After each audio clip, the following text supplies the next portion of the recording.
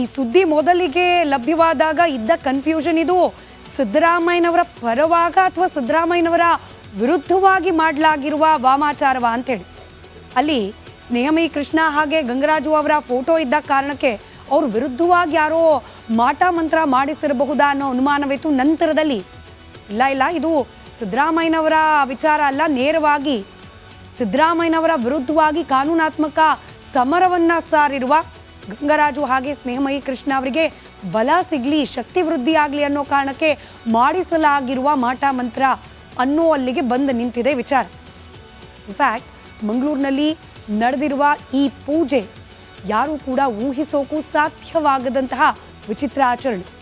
ಶಕ್ತಿ ದೇವತೆ ಕಾಳಿಕಾ ದೇವಿಗೆ ಪ್ರಾಣಿ ಬಲಿಯನ್ನ ನೀಡಲಾಗಿದೆ.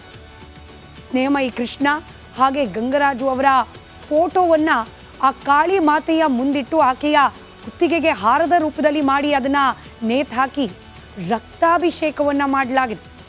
ಸ್ನೇಹಮಯಿ ಕೃಷ್ಣ ಹಾಗೆ ಗಂಗರಾಜು ಅವರ ಫೋಟೋಗೆ ರಕ್ತಾಭಿಷೇಕ ಮಾಡಲಾಗಿದೆ.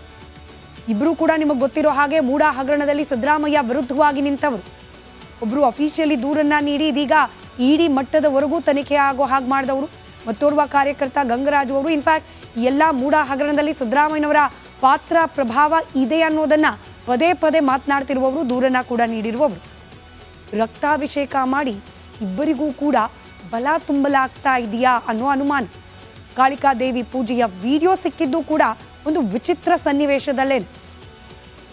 ಮೊನ್ನೆ ರಿಪಬ್ಲಿಕ್ ಕನ್ನಡದಲ್ಲಿ ಸುದ್ದಿಯನ್ನು ಪ್ರಸಾರ ಮಾಡಿದ್ವಿ, ನೀವು ಗಮನಿಸಿರ್ತೀರಿ. ಮಂಗಳೂರಿನಲ್ಲಿ ಮಸಾಜ್ ಪಾರ್ಲರ್ ಒಂದರ ಮೇಲೆ ರಾಮಸೇನೆಯ ಕಾರ್ಯಕರ್ತರು ಅಟ್ಯಾಕ್ ಮಾಡಿದ್ರು. ಕಾನೂನು ಬಾಹಿರ ಚಟುವಟಿಕೆಯನ್ನು ನಡೆಸಲಾಗ್ತಿದೆ ಅಂತ ಹೇಳಿ ನೈತಿಕ ಪೊಲೀಸ್ ಗಿರಿಯನ್ನು ಪ್ರದರ್ಶನ ಮಾಡಲಾಗಿತ್ತು. ಈ ಗಲಾಟೆ ಪ್ರಕರಣದಲ್ಲಿ ರಾಮಸೇನೆಯ, ಇದು ಶ್ರೀರಾಮ ಸೇನೆ ಅಲ್ಲ, ಕನ್ಫ್ಯೂಸ್ ಮಾಡ್ಕೊಳ್ಬೇಡಿ, ರಾಮಸೇನೆ ಅಂತ ಹೇಳಿ ಪ್ರತ್ಯೇಕವಾದ ಒಂದು ಸಂಘಟನೆ ಇದೆ. ಈ ರಾಮಸೇನೆಯ ಸಂಸ್ಥಾಪಕರಾದ ಪ್ರಸಾದ್ ಅತ್ತಾವರ್ ಅವರನ್ನ ಬಂಧನ ಮಾಡಲಾಗಿತ್ತು. ಪ್ರಸಾದ್ ಅತ್ತಾವರ್ ಅವರ ಮೊಬೈಲನ್ನು ಪೊಲೀಸರು ಪರಿಶೀಲನೆ ನಡೆಸಿದ ಸಂದರ್ಭದಲ್ಲಿ ಈ ಸ್ಫೋಟಕ ಅಂಶ ಪತ್ತೆಯಾಗಿದೆ. ಸರಣಿ ಪ್ರಾಣಿ ಬಲಿ ಮಾಡಿರುವ ವಿಡಿಯೋಗಳು ಪತ್ತೆಯಾಗಿದೆ. ಆ ಮೂಲಕ ಸ್ನೇಹಮಯಿ ಕೃಷ್ಣ ಹಾಗೆ ಗಂಗರಾಜು ಅವರ ಫೋಟೋ ಇಟ್ಟು ರಕ್ತಾಭಿಷೇಕ ಮಾಡಲಾಗಿರುವ ವಿಚಾರ ಬೆಳಕಿಗೆ ಬಂದಿದೆ. ಈಗಲೂ ಕೂಡ ಗೊಂದಲ ಇದೆ, ಇದು ಸ್ನೇಹಮಯಿ ಕೃಷ್ಣ ಹಾಗೆ ಗಂಗರಾಜು ಅವರ ಪರವಾಗ ಅಥವಾ ಅವರ ವಿರುದ್ಧವಾಗಿ ಮಾಡಲಾಗಿರುವ ವಾಮಾಚಾರವ ಅಂತ ಹೇಳಿ. ಆದರೆ ಇಬ್ಬರು ಕೂಡ ರಿಪಬ್ಲಿಕ್ ಕನ್ನಡದ ಜೊತೆಯಲ್ಲಿ ಮಾತನಾಡಿದ್ದಾರೆ. ನಮಗೂ ಈ ವಾಮಾಚಾರಕ್ಕೂ ಸಂಬಂಧನೇ ಇಲ್ಲ, ನಮ್ಮ ಪರವಾಗೋ ಅಥವಾ ಸಿದ್ದರಾಮಯ್ಯನವರ ವಿರುದ್ಧವಾಗೋ ಹೀಗೊಂದು ಆಚರಣೆ ಮಾಡಿಸುವ ಅವಶ್ಯಕತೆ ನಮಗಿಲ್ಲ. ಹೀಗೆ ಮಾಡಿಸಿರುವವರು ಅಥವಾ ಮೊಬೈಲ್ನಲ್ಲಿ ಯಾರು ಮೊಬೈಲ್ನಲ್ಲಿ ವಿಡಿಯೋಗಳು ಪತ್ತೆ ಆಯಿತೋ ಅವರಿಗೂ ನಮಗೂ ಯಾವುದೇ ಸಂಬಂಧ ಇಲ್ಲ ಅನ್ನೋದನ್ನು ಸ್ಪಷ್ಟಪಡಿಸಿದ್ದಾರೆ. ಕಾದ್ ನೋಡೋಣ ಈ ಪ್ರಕರಣ ಇನ್ಯಾವ ತಿರುವುಗಳನ್ನು ಪಡೆದುಕೊಳ್ಳುತ್ತೆ ಅಂತ ಹೇಳಿ. ಈ ಸುದ್ದಿ ಮೊದಲಿಗೆ ಲಭ್ಯವಾದಾಗ ಇದ್ದ ಕನ್ಫ್ಯೂಷನ್ ಇದು ಸಿದ್ದರಾಮಯ್ಯನವರ ಪರವಾಗ ಅಥವಾ ಸಿದ್ದರಾಮಯ್ಯನವರ ವಿರುದ್ಧವಾಗಿ ಮಾಡಲಾಗಿರುವ ವಾಮಾಚಾರವ ಅಂತೇಳಿ.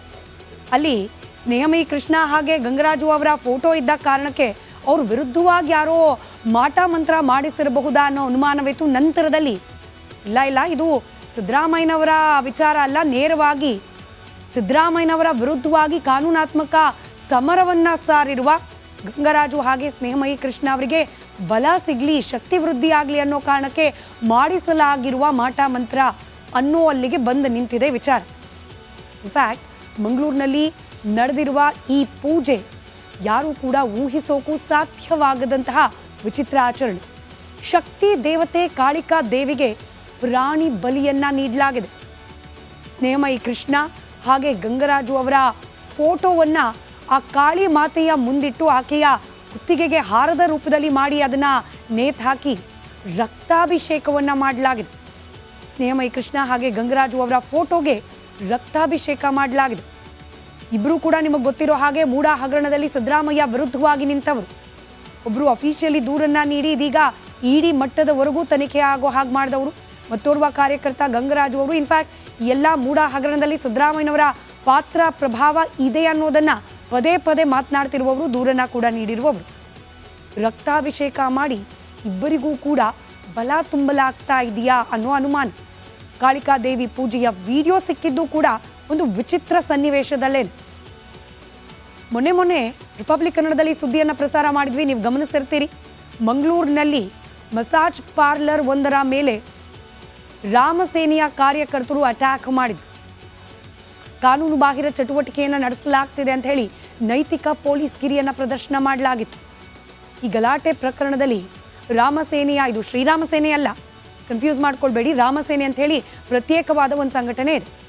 ಈ ರಾಮಸೇನೆಯ ಸಂಸ್ಥಾಪಕರಾದ ಪ್ರಸಾದ್ ಅತ್ತಾವರ್ ಅವರನ್ನು ಬಂಧನ ಮಾಡಲಾಗಿತ್ತು. ಪ್ರಸಾದ್ ಅತ್ತಾವರ್ ಅವರ ಮೊಬೈಲನ್ನು ಪೊಲೀಸರು ಪರಿಶೀಲನೆ ನಡೆಸಿದ ಸಂದರ್ಭದಲ್ಲಿ ಈ ಸ್ಫೋಟಕ ಅಂಶ ಪತ್ತೆಯಾಗಿದೆ.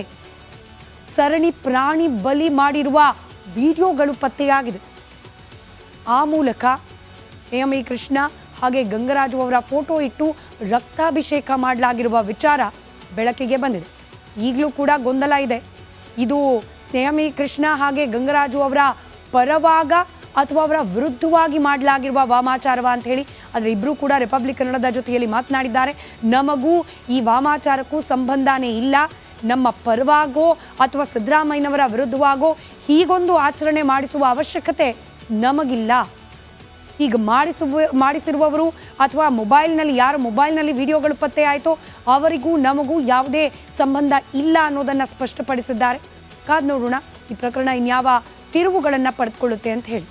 ಈ ಸುದ್ದಿ ಮೊದಲಿಗೆ ಲಭ್ಯವಾದಾಗ ಇದ್ದ ಕನ್ಫ್ಯೂಷನ್, ಇದು ಸಿದ್ದರಾಮಯ್ಯನವರ ಪರವಾಗ ಅಥವಾ ಸಿದ್ದರಾಮಯ್ಯನವರ ವಿರುದ್ಧವಾಗಿ ಮಾಡಲಾಗಿರುವ ವಾಮಾಚಾರವ ಅಂತೇಳಿ. ಅಲ್ಲಿ ಎಂ.ಇ. ಕೃಷ್ಣ ಹಾಗೆ ಗಂಗರಾಜು ಅವರ ಫೋಟೋ ಇದ್ದ ಕಾರಣಕ್ಕೆ ಅವ್ರ ವಿರುದ್ಧವಾಗಿ ಯಾರೋ ಮಾಟ ಮಂತ್ರ ಮಾಡಿಸಿರಬಹುದಾ ಅನ್ನೋ ಅನುಮಾನವಿತ್ತು. ನಂತರದಲ್ಲಿ ಇಲ್ಲ, ಇದು ಸಿದ್ದರಾಮಯ್ಯನವರ ವಿಚಾರ ಅಲ್ಲ, ನೇರವಾಗಿ ಸಿದ್ದರಾಮಯ್ಯನವರ ವಿರುದ್ಧವಾಗಿ ಕಾನೂನಾತ್ಮಕ ಸಮರವನ್ನು ಸಾರಿರುವ ಗಂಗರಾಜು ಹಾಗೆ ಎಂ.ಇ. ಕೃಷ್ಣ ಅವರಿಗೆ ಬಲ ಸಿಗಲಿ, ಶಕ್ತಿ ವೃದ್ಧಿ ಆಗಲಿ ಅನ್ನೋ ಕಾರಣಕ್ಕೆ ಮಾಡಿಸಲಾಗಿರುವ ಮಾಟ ಮಂತ್ರ ಅನ್ನೋ ಅಲ್ಲಿಗೆ ಬಂದು ನಿಂತಿದೆ ವಿಚಾರ. ಇನ್ಫ್ಯಾಕ್ಟ್ ಮಂಗಳೂರಿನಲ್ಲಿ ನಡೆದಿರುವ ಈ ಪೂಜೆ ಯಾರೂ ಕೂಡ ಊಹಿಸೋಕ್ಕೂ ಸಾಧ್ಯವಾಗದಂತಹ ವಿಚಿತ್ರ ಆಚರಣೆ. ಶಕ್ತಿ ದೇವತೆ ಕಾಳಿಕಾ ದೇವಿಗೆ ಪ್ರಾಣಿ ಬಲಿಯನ್ನ ನೀಡಲಾಗಿದೆ. ಎಂ.ಇ. ಕೃಷ್ಣ ಹಾಗೆ ಗಂಗರಾಜು ಅವರ ಫೋಟೋವನ್ನು ಆ ಕಾಳಿ ಮಾತೆಯ ಮುಂದಿಟ್ಟು ಆಕೆಯ ಕುತ್ತಿಗೆಗೆ ಹಾರದ ರೂಪದಲ್ಲಿ ಮಾಡಿ ಅದನ್ನು ನೇತು ಹಾಕಿ ರಕ್ತಾಭಿಷೇಕವನ್ನು ಮಾಡಲಾಗಿದೆ. ಎಂ.ಇ. ಕೃಷ್ಣ ಹಾಗೆ ಗಂಗರಾಜು ಅವರ ಫೋಟೋಗೆ ರಕ್ತಾಭಿಷೇಕ ಮಾಡಲಾಗಿದೆ. ಇಬ್ಬರೂ ಕೂಡ ನಿಮಗೆ ಗೊತ್ತಿರೋ ಹಾಗೆ ಮೂಡ ಹಗರಣದಲ್ಲಿ ಸಿದ್ದರಾಮಯ್ಯ ವಿರುದ್ಧವಾಗಿ ನಿಂತವರು.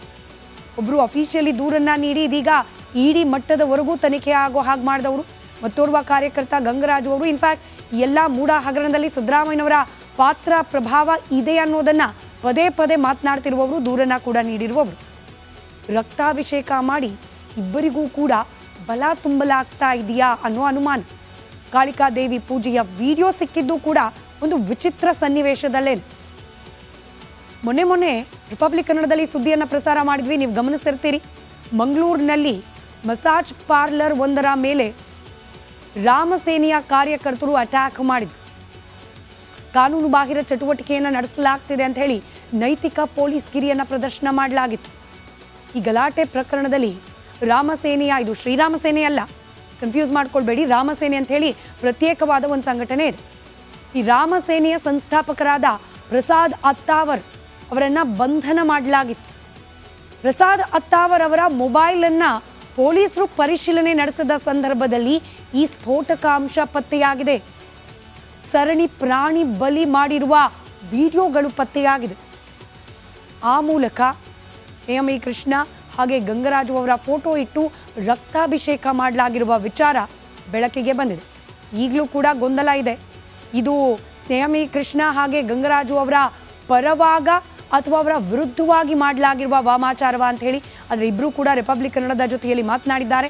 ನಮಗೂ ಈ ವಾಮಾಚಾರಕ್ಕೂ ಸಂಬಂಧನೇ ಇಲ್ಲ, ನಮ್ಮ ಪರವಾಗೋ ಅಥವಾ ಸಿದ್ದರಾಮಯ್ಯನವರ ವಿರುದ್ಧವಾಗೋ ಹೀಗೊಂದು ಆಚರಣೆ ಮಾಡಿಸುವ ಅವಶ್ಯಕತೆ ನಮಗಿಲ್ಲ.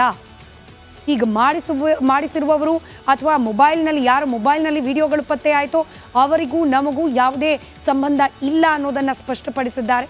ಕಾದ್ ನೋಡೋಣ ಈ ಪ್ರಕರಣ ಇನ್ಯಾವ ತಿರುವುಗಳನ್ನು ಪಡೆದುಕೊಳ್ಳುತ್ತೆ ಅಂತ ಹೇಳಿ.